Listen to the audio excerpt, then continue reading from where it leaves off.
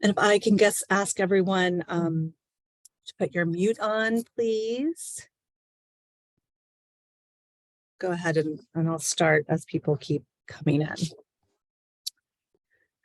So for those of you who don't know, I'm Ashley Click. I am the Director of Social Justice at Holy Trinity, and welcome to Women Who Stay, Catholic Women at Work. Again, if you're just coming in, please keep your sound muted. We will moderate questions through the chat. So Ann Koster, who is on here, and I will do that. If you're not a chat user, you can just wave at me and Ann and I will try to catch you. If you have been following Women Who Stay over the past 5 years, you know that we have welcomed the prophetic voices of women from around the world. I'm excited to welcome professional Catholic women from our own pews for this series. This week, our focus is on the field of education, and I want you to please join me in welcoming Elizabeth Biz Wittschen and Dr. Eileen Moore. Before formal introductions, we always begin with a prayer. I ask participants to share a favorite prayer, and the following is one that Biz sent me, which I love. You keep us waiting. You, the God of all time, want us to wait for the right time in which to discover who we are, where we must go, who will be with us, and what we must do. So thank you for the waiting time. You keep us looking. You, the God of all space, want us to look in the right and wrong places for signs of hope, for people who are hopeless, for visions of a better world that will appear among the disappointments of the world we know. So thank you for the looking time. You keep us loving. You, the God whose name is love, want us to be like you, to love the loveless and the unlovely and the unlovable, to love without jealousy or design or threat, and most difficult of all, to love ourselves. So thank you for the loving time. And in all this, you keep us through hard questions with no easy answers, through failing where we hope to succeed, and making an impact when we felt we were useless, through the patience and the dreams and the love of others, and through Jesus Christ and his Spirit, you keep us.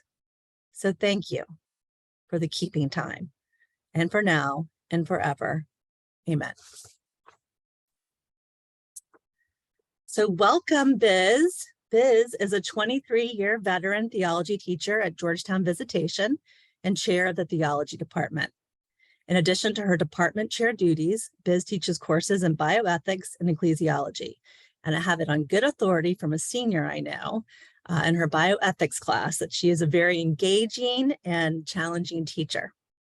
She also finds enriching work as moderator of Visitation's GSA and as a member of the Salesian ministry team and the History of Enslaved Persons Project.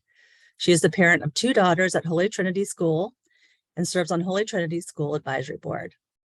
During her time at Visitation, Biz has taught all levels and worked with students beyond the classroom as a campus minister and retreat facilitator, including being part of the leadership team that brought the Kairos retreat model to Visitation. Again, I have it on a very good authority. This is an amazing program. She chaperoned service trips to Mexico, the Dominican Republic, Pine Ridge Reservation in South Dakota, St. Francis Inn in Philadelphia, and to Sales Service Works in Camden, New Jersey. She has moderated several clubs, including the Environmental Club, the Yoga Club, Christian Service, and the Sewing Club, and Biz previously served on the faculty liaison and admissions committees. Welcome, Biz. Joining Biz is Dr. Eileen Moore. Dr. Moore completed her fellowship in primary care and health policy at Georgetown in 2000 and has been on the faculty of the Georgetown University School of Medicine and MedStar Georgetown University Hospital since that time. She currently serves as Associate Dean for Community Education and Advocacy at the Georgetown University School of Medicine. Dr. Moore also directs the MedStar Georgetown University Hospital Care for the Caregiver Program. Since 2007, Dr. Moore has served as medical director for the Health Outreach to Youth and Adults Hoya Clinic, the first student-run free clinic in Washington, D.C., located in Ward 8. The Hoya Clinic serves some of Washington's most vulnerable individuals in the spirit of social justice and cura personalis. In November 2016, Dr. Moore was named as the founding medical director of the Georgetown Health Justice Alliance, a medical legal partnership that works in an interdisciplinary collaboration to reduce the health-harming social determinants of health for individuals and families living with housing insecurity or homelessness. Dr. Moore has a keen interest in progressive medical education and has dedicated much of her career to sharing her passion for serving the underserved with the next generation of doctors. Toward that end, Dr. Moore designed and implemented the Georgetown University School of Medicine Health Justice Scholars Track. The Health Justice Scholars Track empowers student physicians to be advocates for justice through a longitudinal program that integrates instruction in human rights and social determinants of health, opportunities for mentorship, and applied advocacy experiences through direct lobbying and research projects, all within a community of like-minded peers working towards the elimination of health disparities. Welcome, Dr. Moore. So this is a new model for us. So we have the team provided some questions. So we're going to start there. And again, if we go down a direction that you have more questions, just feel free to add them to the chat. So I'm going to start with you, Dr. Moore. Could you May I interrupt you before you even get started, Ashley? Sure. Can we lose the Dr. Moore part? That just seems plain old silly to me. Sure, Eileen. Sorry, I know Biz, so I'm a little bit less formal. We are yeah. sisters and brothers in All Christ. right, Eileen. So that's much better. Thank you. All right, you're up. Could you tell us briefly about your Catholic formation? Did you attend Catholic schools? And how are you engaged with your faith today? I would say that my Catholic formation didn't take place so much in any classroom as really very directly from my father, old school Irish Catholic kind of person. And he attended daily mass from the time I can remember. And I remember as a kid thinking, oh my gosh, Sunday mass takes forever. How could you do that every day? Da-da-da-da-da-da. And it's like Mark Twain or whoever that said, I couldn't believe how dumb my father was when I was, 16 and I came back at 26 and wow, how much he'd learned and how much smarter he was. Kind of that sort of exposure to our faith practice and traditions. And so he was sort of an exemplar to me in terms of living the faith and what that could translate to. And I think that really was the pivotal portion of my faith formation. I cannot quote you scripture, who said what in what chapter, who, when, where at all. But I very much feel the presence of that spirituality, that Ignatian spirituality specifically in most everything I do. I've never stepped back away from the church per se. I've certainly been more or less active as different parts of life, have come and gone along the way. But really, our faith tradition has been a great anchor for me, a great just steadfast support. Just knowing that we have, our faith to sustain us over time has gotten me through some challenging days. Biz, do you want to share your Catholic formation? Yes, thanks. I have been in Catholic schools since pre-K up through my professional life. So I teach at Georgetown Visitation now, as shared earlier, and one of the founders of the Sisters of Visitation is St. Francis de Sales and St. Jane de Chantal are two founders. And I went to St. Jane de Chantal Elementary School in New York. I went to an all-girls high school in New York, and then ended up at the College of the Holy Cross in Worcester, Massachusetts, which is a Jesuit institution. And there I met two women who were extremely influential in my life, Kim McElhaney and Mary Beth Kearns Barrett, and they were two women who ran the chaplain's office. So it's through them that I really got involved in exploring the less academic side of my faith, and really began exploring my spirituality. I was part of a women's prayer group. I took part in women's retreats, and it's where my good friendships were made too in college. So I'm really grateful to them and their influence in my life. I also have a dad who attends daily mass. And so that was deeply influential on me in terms of maybe more traditional aspects of my faith. Was there ever a time where you stepped back from the Catholic Church? No, I think there hasn't been, because there have been times in college where almost I did, and, you know, I was close to it, but I think because I had the examples of Kim and Mary Beth really sustaining me through any difficult periods. Kim would call them faith deserts. So at any time where I felt like I was having a difficult time, Kim, Mary Beth, and this community of women in particular that I formed at Holy Cross really helped sustain me through that time. And that's what's kind of sustained me into adulthood too. Great. Can you both maybe talk about how you're engaged with your faith today? I mean, I know Biz, you're a theology teacher, but just beyond maybe what you even do as a professional.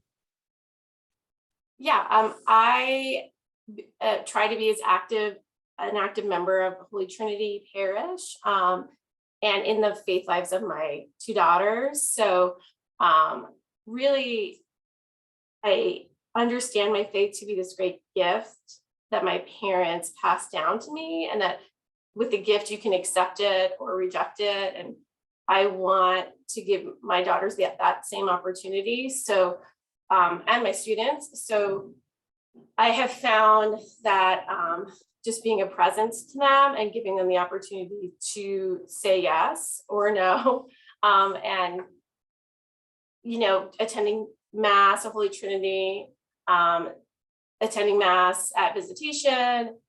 It's harder now that with my kids to take part in retreat life at Visitation and service work, but it's quite enriching for me, even though it's my job. When students share their stories and where they are in their journey, I find that it's really fulfilling in my own faith as well. So that's kind of where I am, and I still am in very close contact with my friends from college. So we don't have a formal meetings, but we do very much, we have a text chain in which we share things with each other. Well, Eileen? I love it, a text chain, very modern technology there, I love it. Yeah, I just am so very, very fortunate to, you know, have my clinical world, my work world be in a Jesuit institution. And so I feel like my faith, my belief system really informs everything I do in and out of work. In work, there are lots of opportunities that we, take advantage of. And then outside, I've been blessed to be a Holy Trinity parishioner for 20 some years now. Actually met my husband at the 5:30 Mass at Holy Trinity. My mother-in-law swears that was providential. Maybe she's right. And then, you know, married there, kids baptized there, et cetera, et cetera. And so I have two beautiful daughters, a little older than yours. The different roles that I think we serve in our professional lives, in our home lives, in our faith lives, and all, just all of that to me is really informed by our faith and supported and nurtured by our faith. I honestly don't know how someone that doesn't have a faith tradition, have faith, that basic gift. I don't know how you get through the day, much less the week, the year, and the craziness that comes with.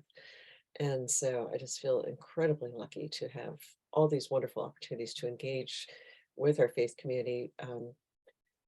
Like I say, we've attended the 5:30 for golly, 20 whatever years, singing the 5:30 choir there, have had wonderful experiences with the retreat and daily living, do some work outside of Trinity with the Father McKenna Center, and do a lot of work in Ward 8 with folks that live in shelter there. It's just all kind of intermingled, but I think all those decisions we make every day, from, you know, get up, what do we eat for breakfast, what clothes do we wear, what have you, you know, down to the big life decisions. I think that all of that taken in the Ignatian spirituality of, you know, discernment is sort of what's been my guidepost, the discernment around any given decision. And I stick with that to this day. I strive really hard to sort of infuse that into my daughters. I have a sneaking suspicion that Biz might have had more success with that than I have thus far, but I'm still trying. And yeah, Sorry about that. Um, so you kind of mentioned about being immersed in a faith tradition. Are there values or are there ways of being that have taken shape because of your faith tradition? Yes, the servant leader position, the servant leader attitude and approach. Um, my very, you could even call it childlike faith is that, we're all brothers and sisters here on this earth, equally deserving of all things, and that we're all here to serve one another, to be Christ to one another. And so I try very hard in the various hats I wear to make sure that I'm always working in that servant leader model and hopefully, teaching students and younger folks along the way to move in that same way. That's what really sustained me and moved me forward over time. And that really sustains and informs what I do. I just really think about, pray about, what comes next in different areas and use that as my guidepost. Is Yeah, an important tenet of Salesian spirituality is living in the present moment.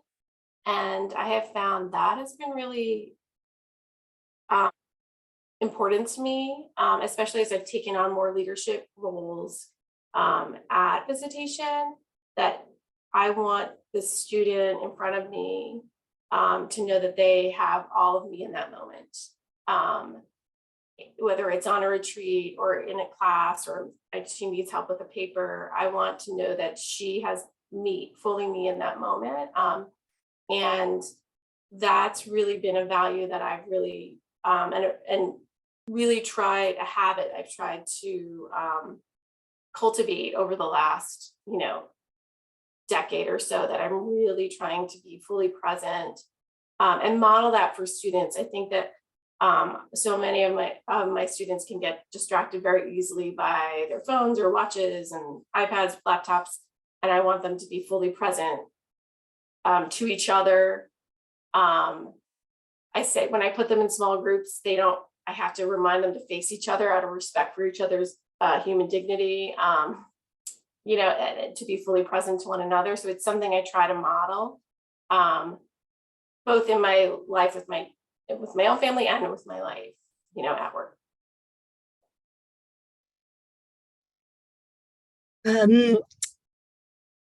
Are there any examples in your work life that you can share that have challenged you or challenges you as a Catholic woman?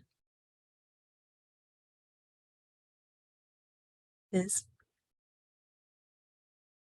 I mean, students ask questions every day that I can't answer maybe to their full satisfaction. Whether that's about priesthood or about a specific teaching. So quite often that's a daily challenge for me to try to have them hold the ambiguity, but to not lose love of God, love of faith, love of the church. And, they're at an age, especially when I think about seniors that I teach, that it's appropriate to question, it's appropriate to challenge. So it's also this tension of wanting to I don't want to diminish that. But also encouraging them to find productive ways to ask a question. And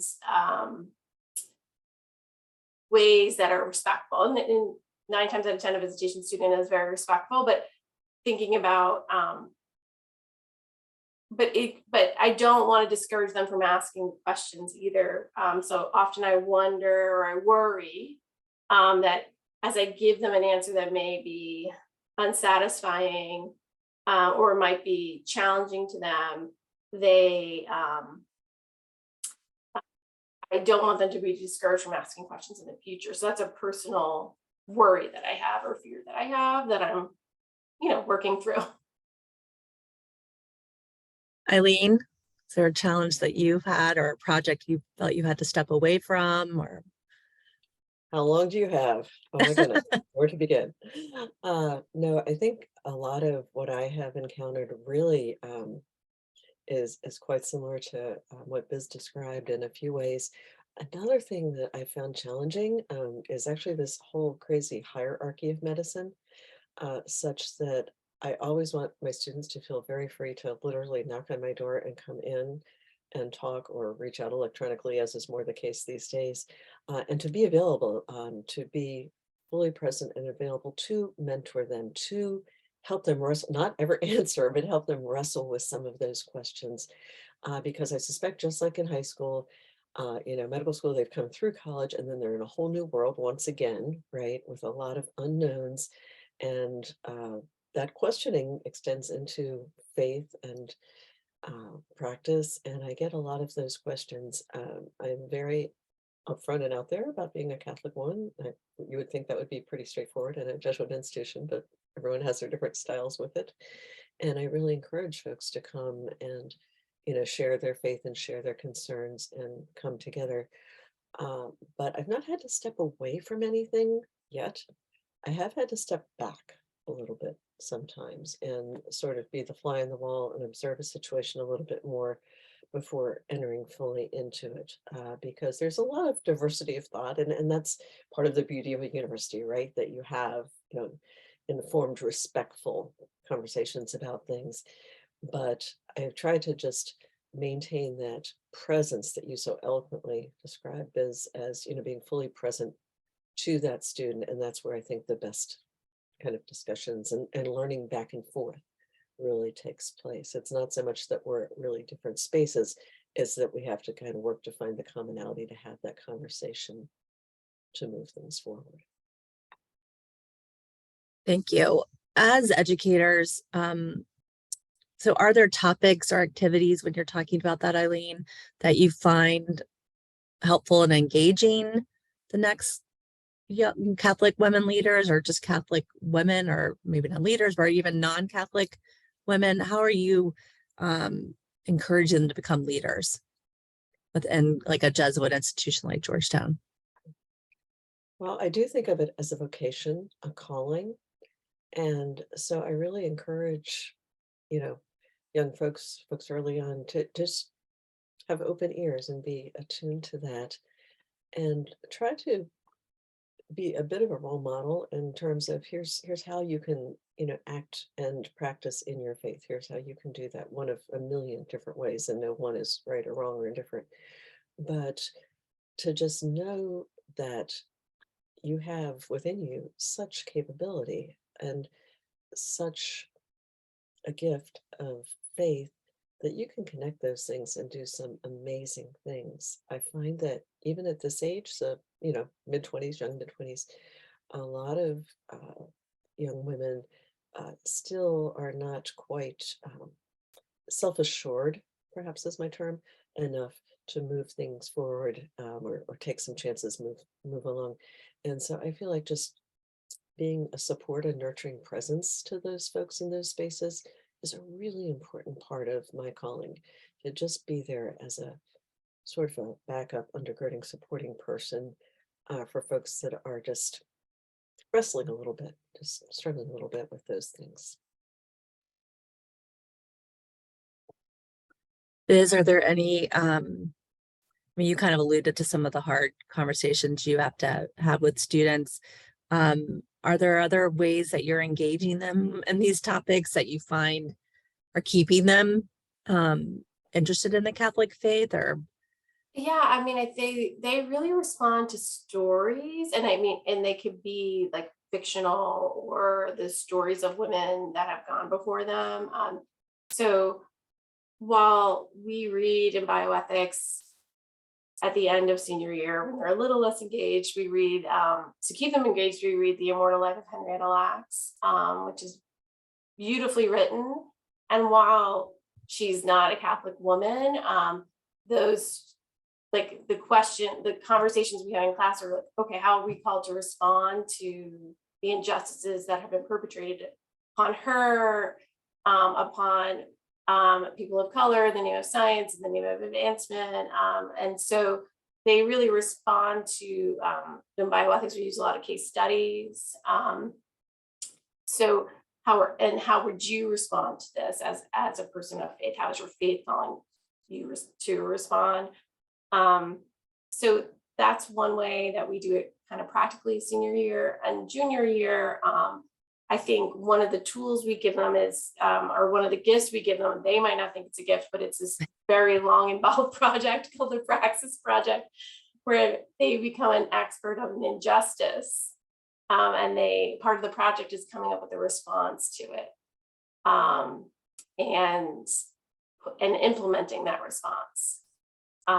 So their response might be on the small side comparatively to, what they've researched and what they've learned about this injustice, but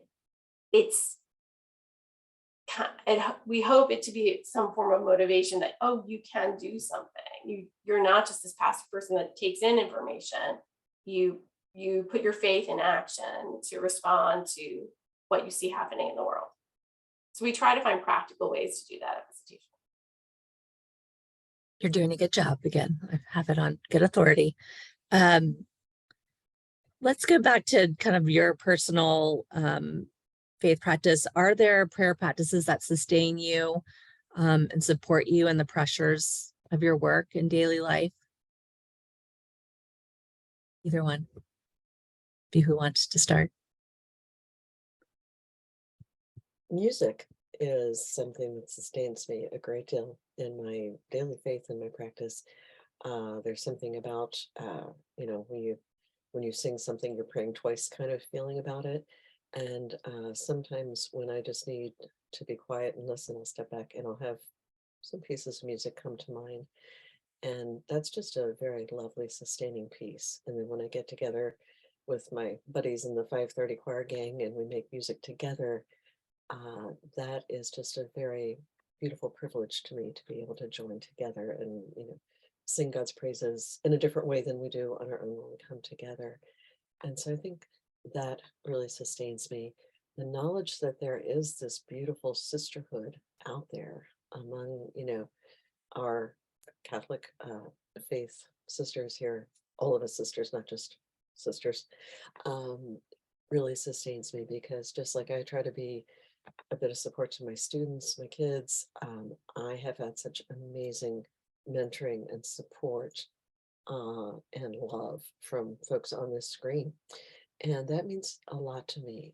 I've had spiritual mentors all the way along the way, and I'm only just now, and there are a few gray hairs in here, only just now getting to the point where I would even consider myself to try to help to be someone's spiritual mentor to some tiny degree. And so those are things that sustain me a great deal.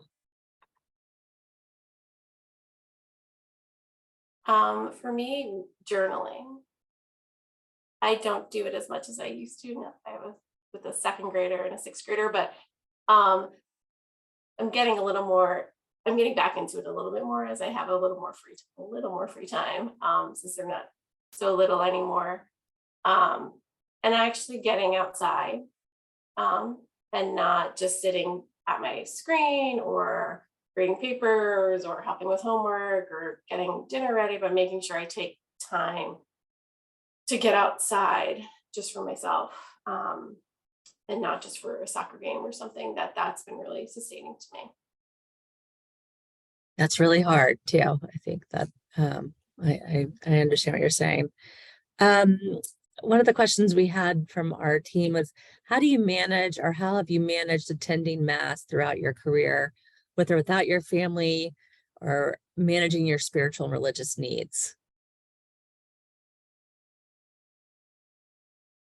I love going to Mass every week and more often as I can. Sadly, my children have never shared that enthusiasm. Shock and surprise to all the moms on the screen here. And so that's been a challenge over time. It's pretty easy when they're little, like they're one-armers, you put them in the carrier, you take them, you sit them down, they're there, it's all good. And then darn it, they start to grow up and push back a little bit, and that has to be dealt with. I welcome any input people have on how to best manage that. but I feel it personally spiritually important to me to make it to mass at least once a week. More often is better. The craziness is the schizophrenic nature of my schedule. I don't know that I could even aspire to daily mass, but more often than once a week is what I feel like is nourishing to me. And so Rockwood managed to get there just about, once a week, every week for all these years, mostly with the whole family in tow, not always, but mostly. And I just find that an incredibly important practice. What I thought took forever when I was a kid and was awful and like, oh my gosh, is this ever going to be over kind of thing about mass has really flipped to the, oh my gosh, this is such a gift to be in the presence of the body of Christ and to be together and to have that freedom and that beautiful ability to come together and profess our faith and practice our faith together. I find that very sustaining and very important. And as an aside, I'll tell you, with work, I sometimes travel to medical conferences here and there and there and there. And phew, boy, do we have a gem at Holy Trinity. I've been to masses in a lot of different places, and I'll just say that we have such a gem in Holy Trinity. Father Kevin will be glad to hear that little soundbite from this series. Biz, what about you? Well, I will say it's hard. I have one daughter who is in second grade who finds mass a challenge. I will say Holy Trinity's been, since she attends Holy Trinity, she likes going with school more than she likes going with her family. So I think that says something great about the school masses. Yeah, I mean, and COVID was also a challenge to us since it took so long to get little ones vaccinated and we were scared about taking them to mass. And mass on computer screens, TV wasn't helpful for my now second graders. So it has been a challenge with kids. Without kids, I go whenever I wanted, of course.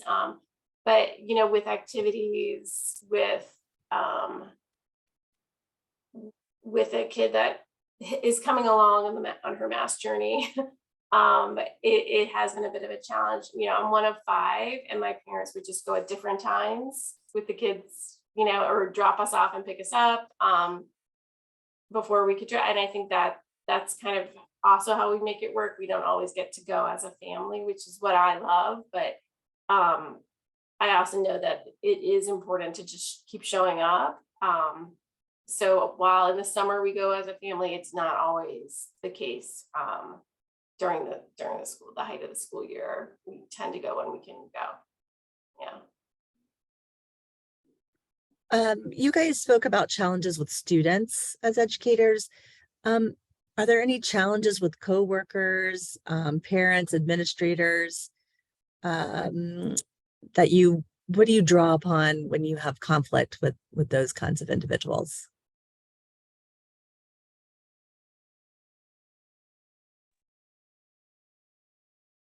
Entering into those kinds of discussions can be a little challenging. And I call it the doorknob technique. When I put my hand on that door to turn the knob and open it, I just say a little prayer for wisdom and guidance and go in with that, I think, really important Ignatian practice of assuming the best in the other. And just starting from that place, I'm assuming the best in this person. Please tell me what's your concern. How are you seeing this? How can I help? That's sort of my mental attitude in those conflicts. How can I help? Because I think that's the most productive to say, well, I'm right, and is fruitless, and who knows who's right at the end of the day. And so I think just the doorknob, I call it the doorknob spirituality. Put the hand on the doorknob, start to turn it, say a little prayer for grace and wisdom, and that's how I go into those things. And I kind of let go of it too and say, I may not be the one to reach the final answer on this, but by gum, I'm going to try to contribute something positive to advance this forward, whatever the dialogue is about, whatever the issues, etc. And so I just kind of give it over in that sense and I find that keeps me very engaged in listening to the other person. Biz mentioned about being fully present to someone. I think being fully present in that kind of a situation where there's a difference of opinion or challenges back and forth, but just being present, really fully listening, the 2 ears, 1 mouth technique um, really comes to play there for me. Yeah, I would echo everything Eileen said. I would and just add that like, if it is a real conflict, then I also recognize that this person is invested as much as I am too in whatever issue we are debating or have conflict over. So I try to respect their investment in the issue as well.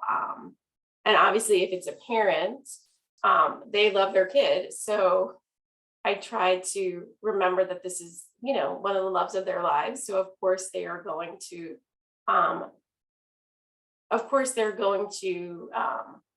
show that love in a myriad of ways. So I just try to remember those things, right? Remember to give them the benefit of the doubt, to be fully present, and to be grateful for their enthusiasm. Guys, these are good lessons. Grateful for their enthusiasm is not one that I've taken in a conflict.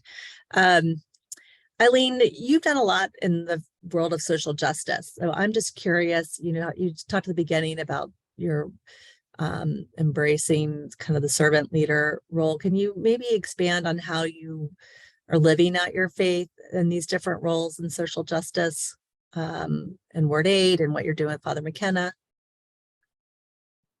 Sure. I'll just say it's such a privilege to have the opportunity to do these things. And I just feel that's part of the vocation, part of the calling, the service piece. And so as I, alluded to earlier, I think my dad was a great example of that. Never home after dinner, always back out doing some volunteer work somewhere. And so the work, I think, calls us. The work that we do in Ward 8 is actually in the Ward 8 family shelter. So a person living in shelter just needs to push the elevator button, come down and come in and see us. And it's just a wide open, low barrier clinic. You can be Jane or John Doe. We don't care. We will see you regardless of your anything status, fill in the blank. And it's just a very, very big gift to me to be able to practice in that arena where not only do I have the privilege of serving brothers and sisters that might not otherwise be getting the care that they need in the timely way they need it, but I'm doing that with the students and getting them exposed to that. And that's what makes me especially excited. I could stand up there and go womp, womp, womp, womp, on the GA24 stage, that's our giant classroom, and talk about health disparities and social justice until the cows come home. And aside from the snoring in the room, nothing would be accomplished. I can take them for one clinic shift at Hoya Clinic with me and they get it like that. And so I'm just so delighted to be able to spend some time in that space and place. And so practicing in the clinic actually inspired the Health Justice Scholars Track because the students came to me and said, hey, Dr. Moore, can we talk about some of what we're seeing? Not every student at Georgetown Med had ever been in a homeless shelter before. And there was a little bit of culture shock, I think, and clearly a need for us to better understand how folks, become homeless, deal with homelessness, live through this experience, and that people are experiencing homelessness. People are not homeless. That very important distinction of the dignity of life and the dignity of the person, and respecting that, and the fact that you're basically coming into someone's home to render care, and just how respectful you need to be in that situation. And so that's how HJS Track started there. Like, we need to learn more about this whole situation and how we can help foster some change and bring about, some movement forward for folks in these vulnerable situations. So we've been doing that for the last, 13, 14 years now. And then more recently, the Medical Legal Partnership, the Health Justice Alliance, is me and another doc on the Georgetown site and a bunch of lawyers from Georgetown Med coming together to really propel legislation, advocacy into legislation moving forward to help support individuals that are living below the poverty line, that are living in housing insecure to homeless kinds of situations. And that's been fabulously helpful as well. Thank you. Biz, I had a question for you, and I know Dr. Edmondson's on the call, so maybe she won't listen to this part, but have you been at Visi for your career? Have there ever been any times where you thought this was not the track for you, that you wanted to take kind of your talents and your time and step away from Catholic education? Or, I mean, I'm just curious, because you started when we were chatting at the beginning, you're like, yeah, no, this has been my one home as a professional. So I'm just curious Yeah, how you've been able to sustain that. I feel like I've been really lucky in that I've had a lot of different roles. I've always been a classroom teacher, but I've had a lot of different opportunities to do different things that I'm interested in that visitation. So when I was first starting out, I felt like, oh, I'm not making as much money as my friends are. And they had a very different experience in their 20s than I did, because of the choices that they made and I made. And so there was a time in my early career where I thought maybe I should choose a different path, entirely, should I go into law? Should I go into a corporate field? A lot of my friends are consultants. I don't really know what that means. Should I consult about something? So I did kind of, and I think my parents too, as much as they fostered my early faith life, I think they thought I would have they had different expectations, I think, for me professionally. So I was, in my 20s dealing with a lot of these different expectations that I thought my parents had for me, as well as pressures of the world, of just being a young person in the world and just trying to find my way. So definitely but it was nothing really at work. It was me, I would say. But visitation has, it's a very generous place with professional development, with opportunities. I mean, I was able to travel to Poland as with the ADL, as part of their Holocaust education program. Visitation made that happen. I mean, they want teachers to stay a long time, and they do what they can to make that happen, I would say. That's been my experience. Thank you. Well, I'm glad you've stayed. Ellis has enjoyed having you. So, so the title of these series is Women Who Stay, and we often ask our participants to share what keeps you in the Catholic Church. Why do you stay in the Catholic Church? So I'm going to ask both of you to share your thoughts on that. That is an excellent question. And before I answer that, if I may, I would love for people to put some questions in the chat or just ask some questions. It'd be so much more fun if we have more of a discussion. So please hop in there to the chat or jump in with a question. There are times when it's tempting to not stay, right? One of my very closest friends left the Catholic Church over our treatment of women, is how she would phrase it. I.e., we as women are not eligible for full participation in the priesthood, et cetera, et cetera, et cetera. I have had other good friends, Catholics, leave over other things. And so those are things that are out there, and I think are factors that I wrestle with regularly. I don't like the fact that the ratio of men to women on the altar on a given day is not particularly equal, et cetera, et cetera.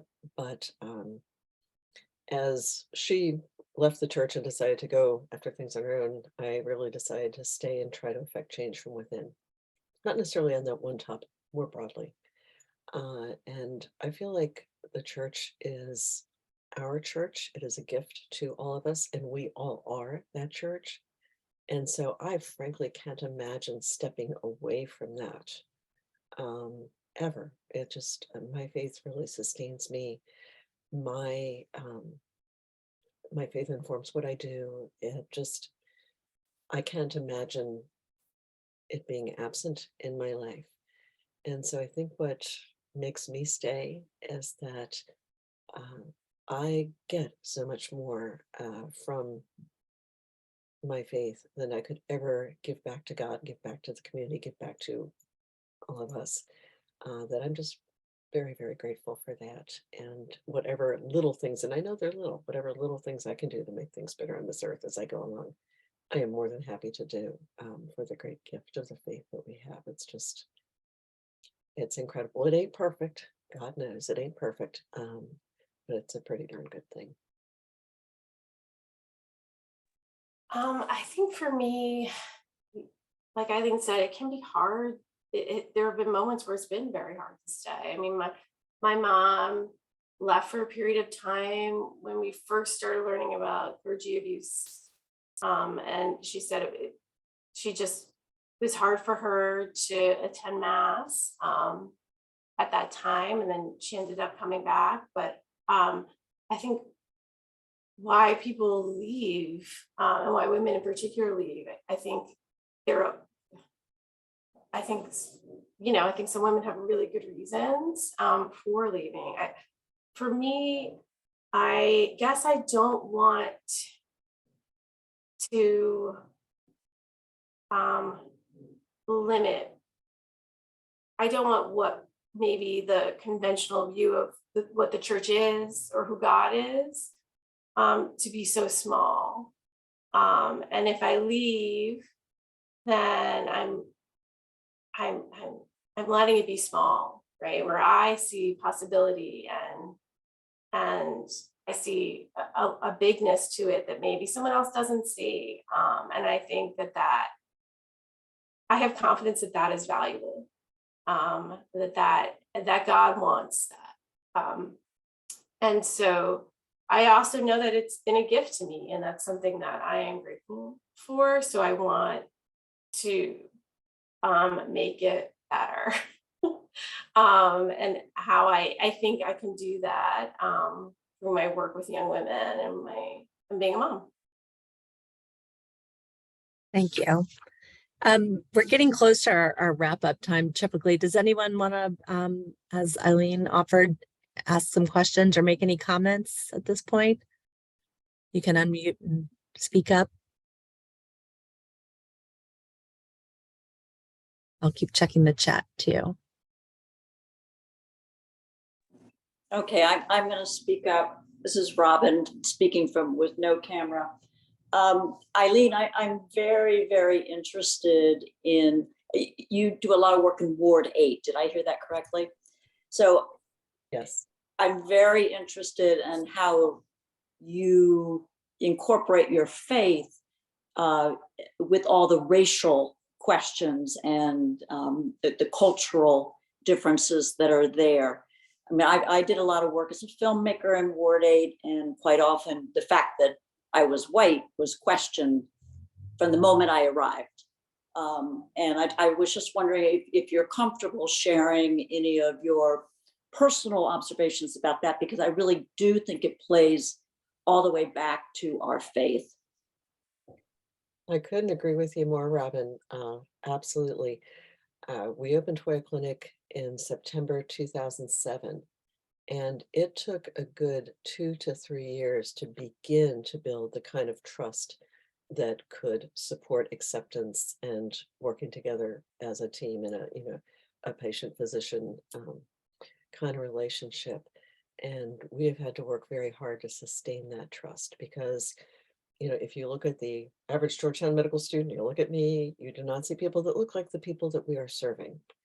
And so being there consistently, showing up and listening, and being available, I think over the course of time has really helped that.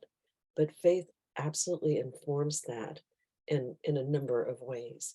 But very specifically, the being aware of the richness of our differences, how that is a richness and a strength, is something that I've tried to make certain all our students are very, very aware of and are able to understand enough to be culturally humble. The term cultural competence, I think, is just an oxymoron, as if one could ever be competent in all cultures. But to be humble and recognize what I don't know and be curious. And I think that slowly over time, our connectivity and ward aid has grown tremendously.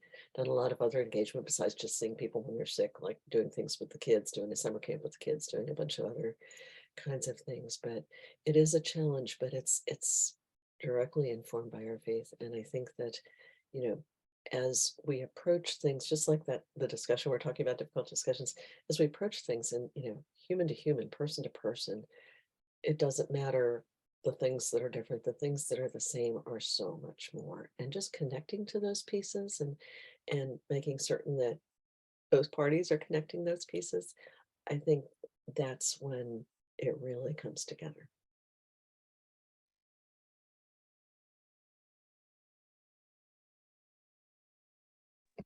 Liz, I had a question for you. If on your work with the History of Enslaved Persons Project, we have a history team that I guess since 2020, they've kind of uncovering the role of race and racism at Holy Trinity. And I just wonder, what are some lessons you've learned from that work? It's not easy work, I think, uncovering that research and sitting with the knowledge that you gain. And I'm just curious what you've learned from that and how you are using that history today with your students. I think one of the pillars of our work, kind of our working group, is humility. So I that's something that I've really, in terms of like my spiritual life and work with this, that I have come to explore more and more, is at like how much work we have to do at Visitation. And we just have a lot of work that we have to do, that we're still in the very beginning stages, I would say. But if we always approach each question or each kind of what seems like an insurmountable issue with humility, I think hopefully we're headed in the right direction. In terms of work with our students, we're like, as a faculty, we're kind of going through a major curriculum review right now.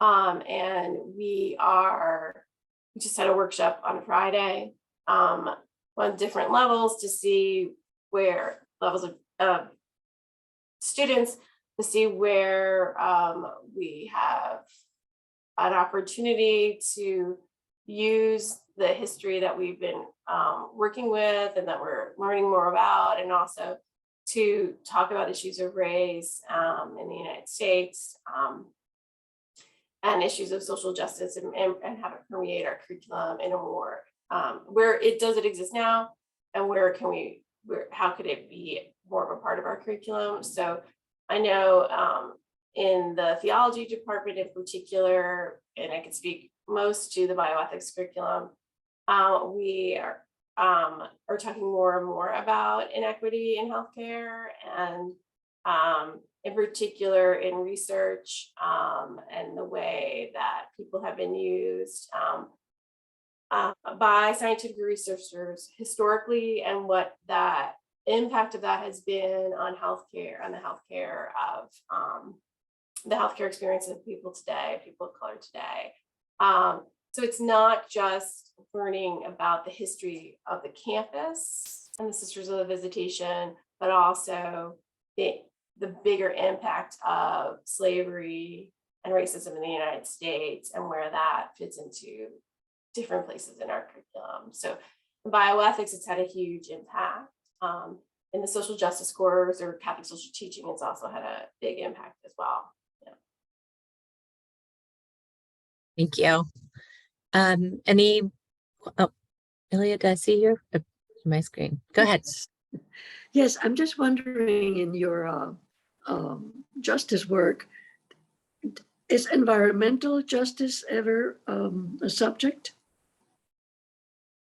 And are you working on it, or how are you doing this?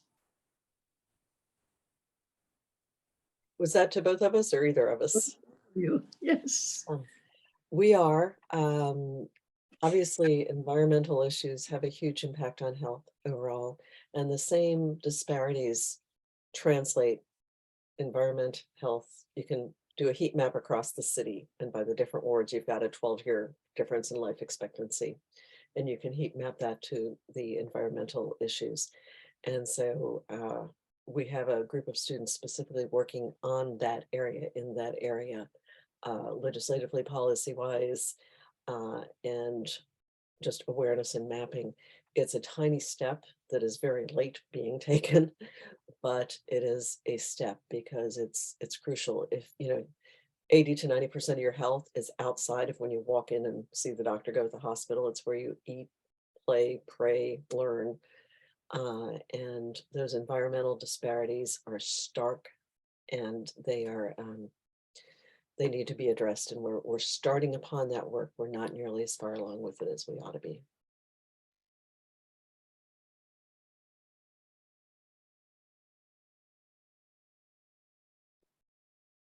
Any other questions? Deb? As a follow-up, I have a follow-up on that. Sorry, go ahead. At Visitation, are you doing something about discussing or in the curriculum? Do you have anything on climate change or composting, things that will help the environment?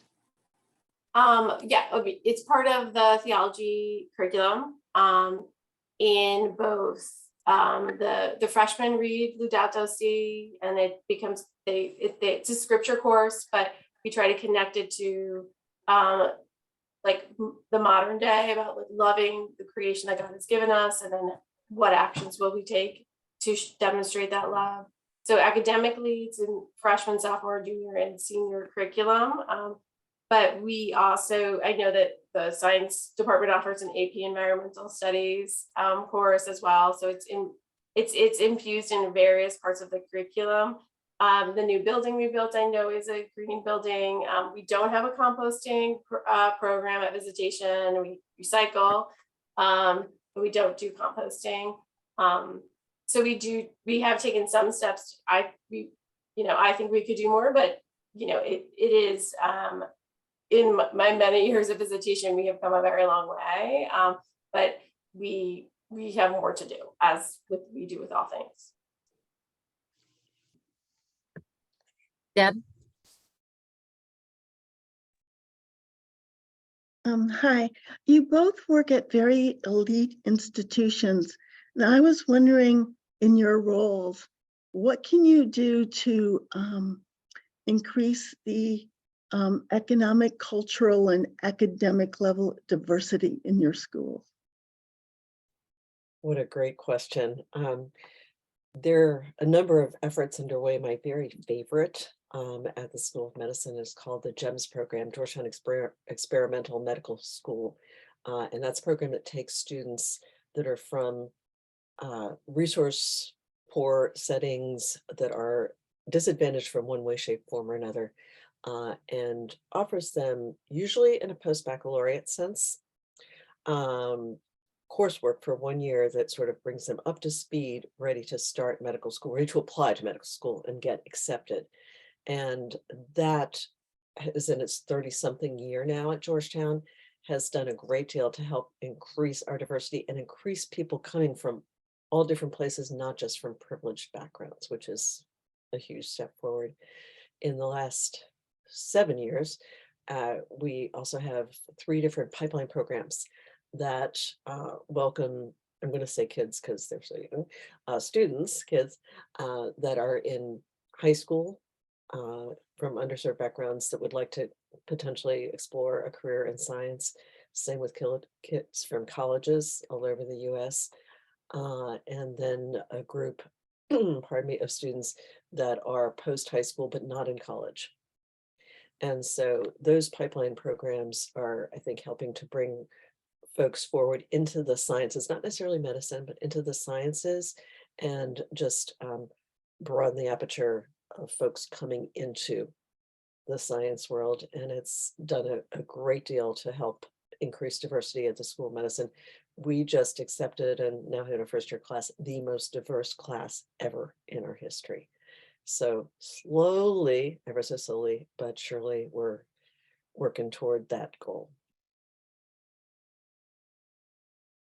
Yeah, I mean, we're working towards the goal of having a more diverse student population as well. And I know that I don't serve on the admissions committee currently. But I know that's always been a part of the admissions team's goals, is to increase the diversity at Visitation. I know that they do specific outreach. I know that they, at certain schools, at certain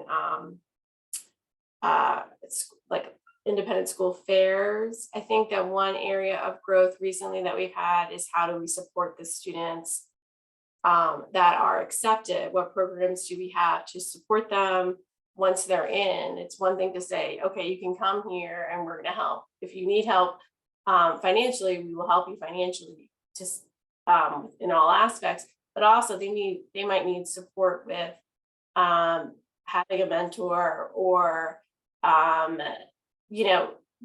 with it, finding a tutor. Even if we help provide the funds for a tutor, they might need help facilitating getting the tutor. So what are ways that we are doing that? I think is some of the big questions we're wrestling with now at Visitation. And making sure that parents also have allies as well. If English isn't their first language, making sure that there is a translator at events, making sure that there's someone who could translate at a parent-teacher conference as well. So these are all steps that we are exploring and taking at various stages, but that's where I think a lot of our work needs to be done, in addition to diversifying our student population as well as our faculty. I think that's an area of growth that we've also explored too, like making sure that students see people that look like them. And that has been a challenge for us, that I know that we are taking on, but we're still like on that journey as well. So we've hit past our hour, which I promised we would not exceed. So thank you, Biz. Thank you, Eileen, for kicking off this series. I feel mentored by you both this past hour, and really noted down some gems, and I really appreciate it. Thank you all for joining us. Next week, we will welcome Maury Devine and Kitty Walk, who will kind of give us faith in business, kind of peek into how they're modeling their faith in those avenues. If there's some questions in that realm that you think we could have covered tonight, or that you want us to pose next week, don't hesitate to email me. But again, Biz, Eileen, thank you so much. Thanks for the prayer. I told you I love this new prayer, and we're grateful, and keep up the great work. It's amazing. Thank you, everyone, for participating. you. Thanks for being here. Thank you. Thank you both. Thank you, Ashley. you. Thank you. It was a great program. Thank you. Thank Thank you you, so guys. much.